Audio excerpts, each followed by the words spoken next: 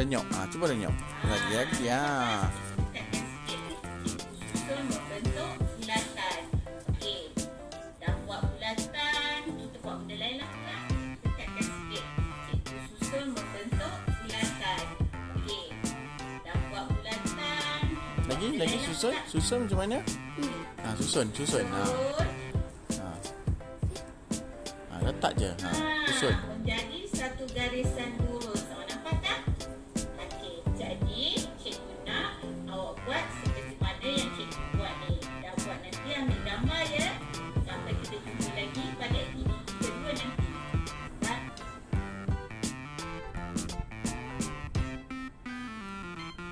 Okey, pandai.